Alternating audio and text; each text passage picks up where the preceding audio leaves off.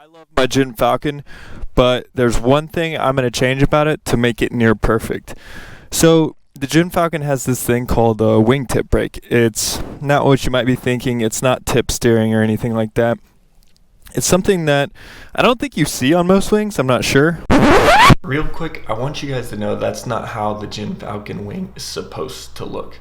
And I've been flying it for months like this, and I had no idea because it's a new wing to me.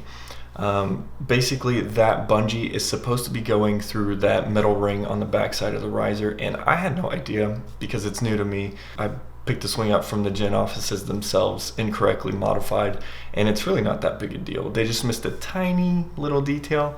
Superfly ordered this wing for me, and I wanted the whole experience of going to the Gin offices and picking it up and seeing the offices and whatnot. So had it gone through the normal process of going to Superfly and them inspecting the wing and kiting it or whatever and then sending it to me, this may have never happened. But I got that 1 in 1,000 wing, I guess, that has that minor detail missed by Gin, which they've been doing this since the 90s. Those guys are awesome. They have some sweet wings, and everyone misses a detail every once in a while. So just thought I should let you guys know that that's not what the wing is supposed to look like. Basically, the wingtip brake is connected to the rear riser.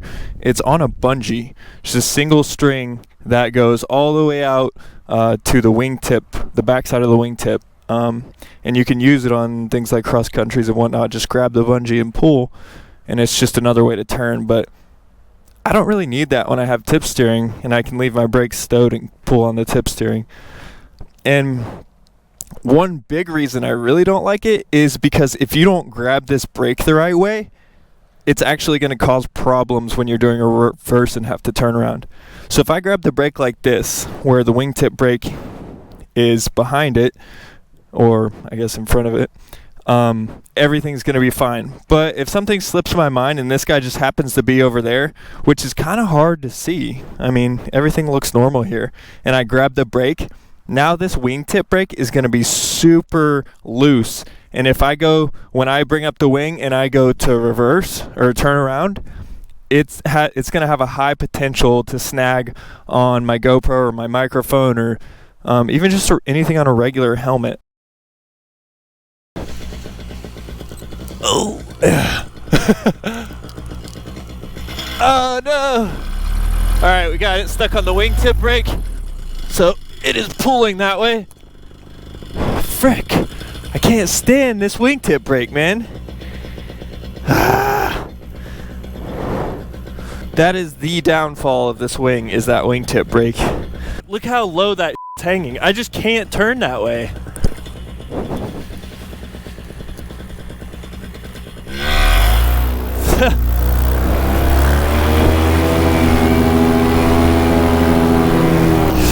Yeah, I'm going to have to do something about that wingtip brake. I cannot stand it. On that turnaround, I had to make sure it wasn't dangling like crazy, and then sneak underneath it, basically lean back and turn around. And that's the issue Elena was having too, and it's super annoying. The other day when I launched, I got it stuck on my camera, and luckily it wasn't pulling hard enough that I was able to continue running forward with my head turned all the way left like this while grabbing the wingtip brake, undoing it from my helmet, turning this way and continuing to launch. On this side, the brake is in front of the wingtip brake. On this side, it's behind. It doesn't really matter, but it does better when the brake's behind it because you can put it on the magnets, but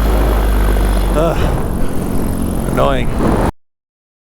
So I really don't like that, especially when you're in a situation like maybe I'm launching from a tight beach and I need everything to be right. It's just one extra factor, but I want to remove this guy, and you can totally do that. Okay, so I want to explain this, but it is very gusty. So the wingtip brake is currently on the right side of the brake, the correct side, I mean. Now, if it's over here, that's the wrong way to grab it, and that's how I want to grab it to explain it. The right riser will be the right way. I grab the A's and tilt the camera up. Wish me luck on talking with these gusty winds.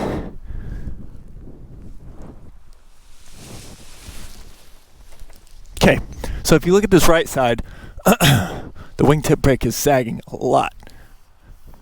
So if I go to turn around like normal, huge potential my helmet's going to grab, which it didn't because I leaned back. If you don't lean back with that sagging wingtip brake, it's going to catch something. What's up, gussiness? So anyways, that's what I'm trying to get at. And this side looks good right now because the brake is kind of holding it in. So let's bring this back down, and I'm going to go for a flight.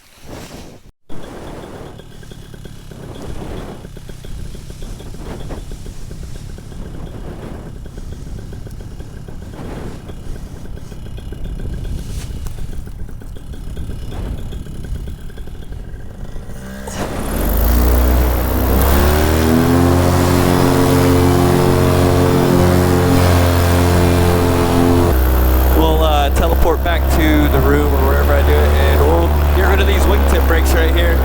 Teleportation complete. I have done one wingtip brake already, but before I start on the next one, I want to show you guys what it looks like up close and personal. So here it is, like I said, on the bungee system, and we'll follow this line out all the way. It's just one line that the wingtip brake is, and I loosened it up here to show you how this wingtip brake line ties in. As you can see, connects to this line, which goes out to the 2D steering that I have, which are those three lines right there. Now if we work our way back, when you pull on this guy, the wingtip brake goes out to this edge right here. So what we're going to do is we're going to take this 2D steering line, so that way we can undo all of this and get rid of that wingtip brake, and basically tie this line in with this line, completely getting rid of this one. My advice is to record this process, so that way if you forget a step, you can just review the video and remember how to tie it. So we're just undoing what the pros have done, and we'll redo it later.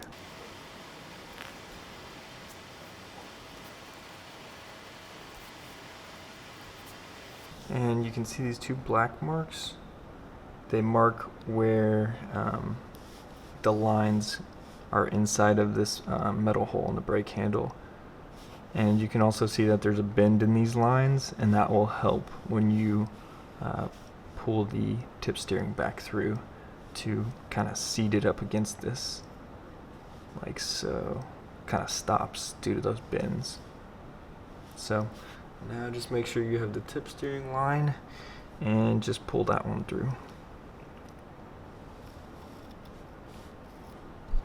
Just take a wrench and pop out this guy right here.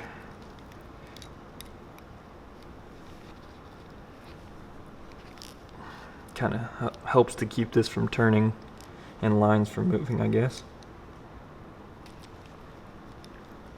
Once I get that started, you can usually turn it by finger.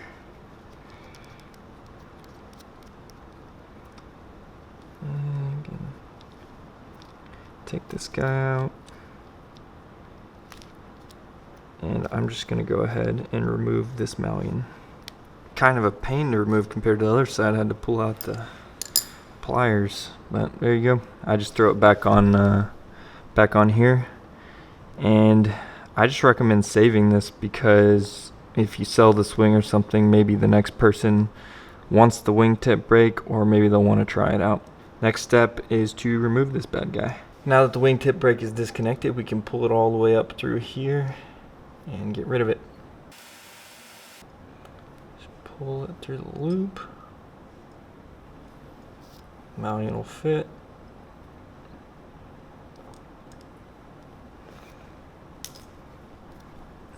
Get that out of the way and pull it right on through. And wingtip brake is now completely done with. Now the objective is to connect these two loops right here, and in order to do so, we need to pull the 2D steering through. So we already have it disconnected as seen. So we will begin pulling it from the bottom all the way through. And remember to record this process so it is easy to do again in reverse. Now that we have the 2D steering pulled all the way through these loops, we can remove that right there. We'll just leave it there. And then we take this free loop that we have now and connect it here.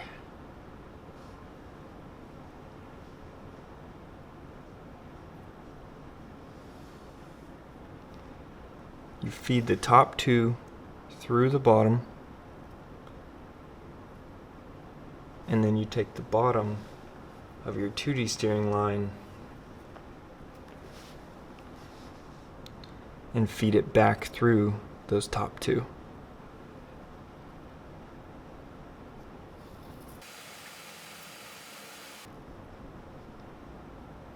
And then you just you clean it up a bit.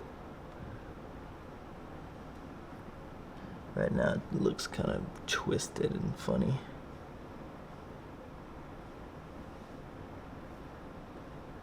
There it is. And there you go. Looks nice and clean. There's no crazy twist or anything going on. We've got that tied in nice and neat. No more wingtip brake, it's all 2D steering now. So we'll go down to the loose end of the 2D steering right here and tie it back into the brake toggle.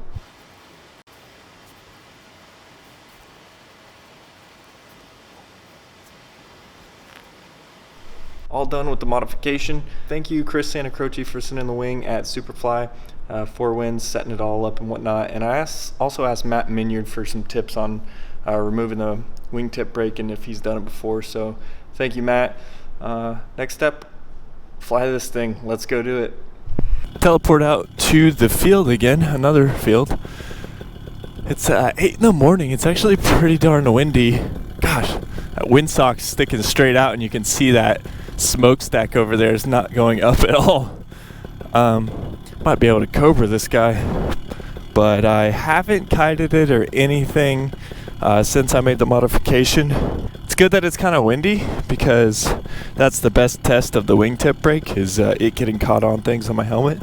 But I probably won't fly that long because it's 8 in the morning and it's pretty darn windy. Right off the bat, I just like how I can grab the brakes and not even worry about that wingtip brake. You see this little slider is where the wingtip brake was connected, which you could actually remove this slider if you wanted to. You might have to cut off the plastic piece, so I'm not going to do that. Once you have all your gear on, it's always hard to tell how windy it is. So you have to look at the grass and everything around you. It might be windy enough for this. I don't know. Maybe not. Nah, I don't think it's windy enough for a Cobra. See, I thought it might be, but just do it like normal. Pretty steady down here, actually. Man, I don't even have to worry about leaning back. Where I did all the line modifications, it looks nice and clean. It's not pulling any extra. It looks like I never even made a modification. Looks good. So let's turn around. Oh yeah. Didn't even have to worry about leaning back on the turnaround. We gotta, take a look around, see how everything looks without the wingtip brake. I love it. I mean, it's just that much more simple of a riser system, which I'm all about. And everything turns good. Tip steering still works great. And where I took off the wingtip brake, that line is engaging well on the very